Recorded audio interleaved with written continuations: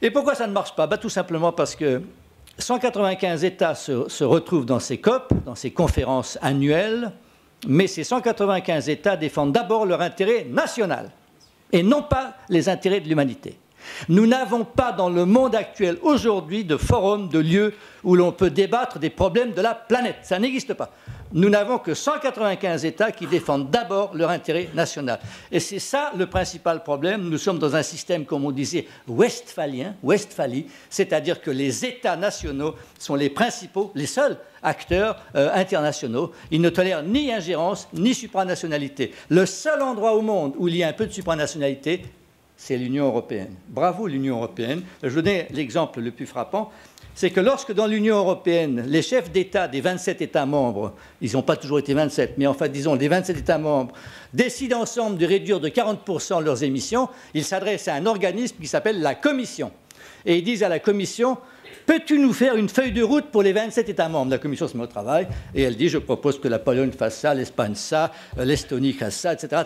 Ensuite, ça discute. Ah, évidemment, l'Estonie dit, c'est trop pour moi. Mais on arrive à un accord. Dans les Nations Unies, il n'y a rien de tel. Il n'y a pas. Il y a un patron qui s'appelle Ban Ki-moon, qui se donne beaucoup de mal, mais comme son nom l'indique, il est le secrétaire général, c'est tout.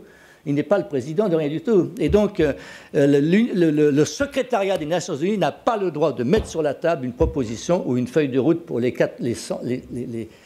195 États membres. Donc voilà la situation, et voilà pourquoi c'est bloqué.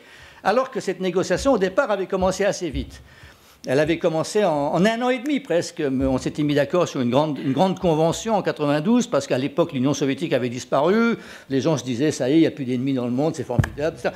Et puis là, tout d'un coup, ça devient de plus en plus difficile, parce que les États-Unis disent, moi je ne fais rien si la Chine ne fait rien. La Chine dit, je ne fais rien moi non plus si les États-Unis ne font rien, etc. etc. Donc voilà la situation dans laquelle on se trouve. Heureusement, il y a eu des progrès et on a avancé tout simplement parce qu'il y a la pression des événements. Alors, qu'est-ce qui se passe à Paris en principe au mois de décembre? C'est très simple. On doit trouver un successeur au protocole de Kyoto. Je suppose que vous avez tous entendu parler du protocole de Kyoto. La grande convention, c'est en 92, elle entre en vigueur en 2005. En 95. En 95, on se dit quand même, il faudrait quand même faire un peu plus. Qu'est-ce qu'on va faire pour mettre en œuvre la Convention? C'est le protocole de Kyoto. Le protocole de Kyoto, c'est entre 2008 et 2012, on demande aux pays développés, uniquement aux pays développés du XXe siècle, de réduire de 5% leurs émissions. Les États-Unis se retirent, ou le Canada se retire, etc.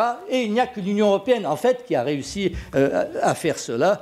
Et maintenant, on doit trouver un successeur. Pourquoi? Parce que ce ne sont plus les pays développés qui envoient le plus de gaz à effet de serre, ce sont les pays en développement. C'est complètement nouveau. La plupart des pays développés ont stabilisé leurs émissions, pas réduit, il faut qu'ils réduisent, mais enfin, c'est un premier pas. Mais en revanche, maintenant, ce sont les pays en développement, évidemment, qui envoient plus, parce qu'ils se développent, et ils se développent malheureusement toujours avec les combustibles fossiles. Damned. Voilà. Comment trouve-t-on alors le moyen de se passer des combustibles fossiles? C'est là que la coopération internationale devrait jouer. C'est là qu'il faudrait aider les pays à se doter de centrales au gaz ou de centrales nucléaires ou d'autres, ou d'énergie renouvelable, mais pas de centrales au charbon. Et pour l'instant, pourquoi est-ce que le charbon... pourquoi? Parce que le charbon, c'est ce qu'il y a de moins cher. Pourquoi? Parce que les États-Unis sont passés au gaz au lieu du charbon, et du coup, ils exportent leur charbon dans le monde entier, y compris en France. Et alors, je vous dis ça, c'est un grand secret politique, je le dis comme ça au parti. La France, en 2013, a augmenté ses émissions de gaz à effet de serre. Personne ne l'a dit, mais c'est comme ça. Pourquoi? Parce que la France a importé du charbon. Tiens donc. Et dans la loi sur la transition énergétique, il n'y a pas écrit que le charbon était interdit. Tiens, pourquoi? Bref, passons. Tout ça, c'est de la politique, donc j'en parle pas. Mais disons, voilà.